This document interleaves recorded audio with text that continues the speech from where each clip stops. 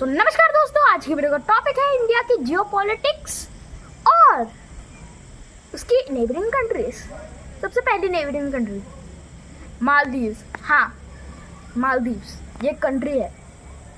ये जब न्यूज़ मुझे खुद मिली थी मैं खुद चौंक गया था। मैं सोचा था बस 8 नेबरिंग कंट्रीज होती है, पर फिर पता चला इसकी राजधानी क्या है, मेल। अब दूसरा पाकिस्तान, इंडिया का सबसे क्लोजेस्ट।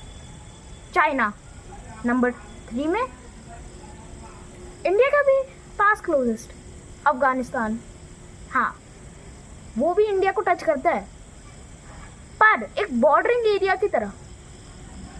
क्योंकि अब देखो, जब ब्रिटिश आए थे ना, इंडिया पे अपना कदम रखा, वैसे उन्होंने पूरे इंडिया को कॉलोनाइज कर दिया। क्या? ब्रिटिश राज। हाँ, और उधर का फ्लैग बना दिया नया नया। अब देखो ध्यान से कि जब उन्होंने पता ये जियोपॉलिटिक्स बनाई तब उन्हें सेपरेशन में भी डर लगेगा, तो उन्होंने अफगानिस्तान को जब सेपरेशन में निकाला ना, उन्होंने उसके बॉर्डर्स को एकदम ऐसा लगाया कि रशिया उन बॉर्डर्स को छू ही ना पाए। इसीलिए पता है अफगानिस्तान का बॉर्डर एकदम थोड़ा सा अजीब जैसा लगता है, पर फिर भी वो बॉर्डर ही तो है, वो कंट्री है, पर उसका बॉर्डर बहुत अजीब लगते हैं। अब पांचवी कंट्री है हमारी Bangladesh. Sixth country obviously Myanmar, Nepal, Bhutan, ये सारी कंट्रीज। और फिर इंडिया का एकदम नीचे श्रीलंका। अब जियोपॉलिटिक्स की बात, ये पता है सब एक अलग रिलेशन मांगते हैं। हाँ, और अलग रिलेशन है इनका इंडिया से रिलेटेड। अगर आप देखें तो अब देखो, जैसे कि इंडिया, अब मैं पता है तो वॉर चल रही है, मतलब जैसे कि देखो इंडिया और पाकिस्तान की अभी वॉर चल रही है, वो टेररिज्म पहलगाम अटैक की वजह से ये वो। अब उसके बाद देखो वॉर में भी बहुत सारी चीज़ें हुई है। चाइना ने पाकिस्तान की मदद की, बांग्लादेश उस पूरी वॉर में है नहीं, म्यांमार भी इस वॉर से बाहर है, नेपाल, भूटान भी बाहर है। पर इसमें पता है दो मेन चीज़ें, पाकिस्तान और चाइना। मतलब चाइना ने पता पाकिस्तान की हमेशा मदद किया हर एक वॉर में, बस 1971 में कभी नहीं कर पाया, क्योंकि उसी साल हमने सोवियत यूनियन की मदद ली थी बांग्लादेश को सेपरेट करने के लिए।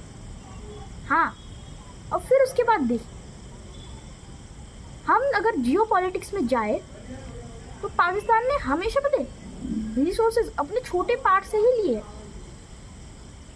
अब देख, हमारी नेबरिंग कंट्रीज तो है, अब मैं उनका थोड़ा सा हिस्ट्री बता दूं।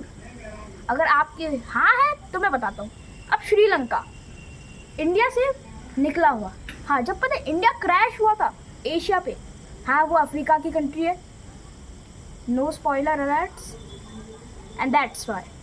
क्योंकि पता है जब इंडिया पे बहुत सारे लोग आए तो वो आइलैंड एकदम टूट के गया उधर पे, और जैसे ही पता है वो टकराया हिमालयन माउंटेन्स बन गए, हिमालयाज, जिससे हिमालयन इकोसिस्टम भी नाम पड़ा हिमालय के पेड़ पौधों का। अब नीचे से पता है, अगर आप नीचे वाले पार्ट में देखो ध्यान से, तो तब पता है पार्ट निकल रहा है और वो टूट रहा है। अब ये क्यों है? क्योंकि ऊपर का प्रेशर पता है नीचे जा रहा है, और एक ज़मीन हल्की सी सॉफ्ट है एक साइड पे, इसलिए वो टूट गया। जब इंडिया लगा ना उधर पे हिमालयस पे, तब श्रीलंका भी टूट गया। अब वो रामायण वामायण हुआ, महाभारत महाभारत हुआ। अब उस टाइम पे क्या हुआ था, एक ब्रिज बनाया गया था, अब वो ब्रिज टूटा है, उसके अवशेष मिले हैं। बस मैं ज़्यादा ऐसी हिस्ट्री में तो नहीं मानता, पर फिर भी इंडिया की फोकलोर के टाइम पे तो ऐसा ही था। हाँ, और कहना पड़े तो पाकिस्तान भी पता है फॉर्म कब हुआ, जब इंडिया लगा, क्योंकि वो इंडिया का ही पार्ट था ऑल अलोंग। अब देखो बहुत सारे एम्पायर्स आए, जिसमें सबसे पावरफुल मुगल हुआ, फिर उसके बाद मौर्य एम्पायर हुआ, और भी बहुत सारे गुप्ताज और सुंगाज और भी बहुत सारे।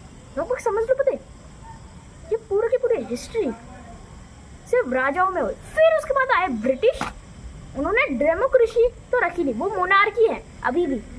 हाँ, पर फिर भी अगर हम देखें तो फिर जब पहले वो लीव किए, हमने डेमोक्रेसी स्टार्ट कर दी। अब मोनार्की और डेमोक्रेसी में क्या क्या अलग अलग होता है? अब डेमोक्रेसी में प्रेसिडेंशियल होता है, वोटिंग का राइट्स होते हैं, ये वो होता है। पर मोनार्की में जिस परिवार से राजा का बेटा हुआ, दूसरे राज्य से शादी करो, हो गया, ये सब ये मोनार्कीज में होता था। पर आजकल सबसे ज्यादा डेमोक्रेसी चलती है। पर फिर भी बहुत सारी मोनार्की कंट्रीज अभी भी इधर पे इस पूरी दुनिया में है। पर इंडिया पता है अपग्रेड हुआ मोनार्की से सीधे डेमोक्रेट आफ्टर कॉलोनाइजेशन। हाँ, और फिर हमने वॉर की, ये वो हुआ, और फिर हम पहुंचे ये 2025 द करेंट ईयर। अभी भी एक वॉर चल रही है, इंडिया पाकिस्तान वॉर। और अभी पता है मैं आपको 2 एक्स्ट्रा चीज बताऊं कश्मीर के बारे में। जब पता है कश्मीर अलग था, मतलब इंडिया से अलग कह लो, पता है उस टाइम पर चाइना और पाकिस्तान ने उस पर अटैक कर दिया। तो फिर आर्टिकल 360, हाँ जिसे मैं आर्टिकल 360 डिग्री कहता हूँ, क्योंकि 360 डिग्री एक एंगल होता है। वैसे ही जब आर्टिकल 360 डिग्री कह लो अभी के लिए, उसमें लिखा गया था कि जम्मू एंड कश्मीर एक अलग सी कंट्री बनेगी, पर फिर उसे हटा दिया गया, जिससे वो इंडिया का ही पार्ट रह गए। हाँ, और फिर जब पता इंडिया उधर पे पहुंचा अपना लैंड ऑक्यूपाई करने के लिए, फिर पता चला कि पाकिस्तान और चाइना ने पहली लैंड ऑक्यूपाई करके उधर पर अपना राज रख दिया था। हाँ, इसलिए ज्यादातर मैप्स में दिखाया जाता होगा कि कश्मीर पूरा है, जबकि थोड़ा बहुत कश्मीर उनका भी ऑक्यूपेशन।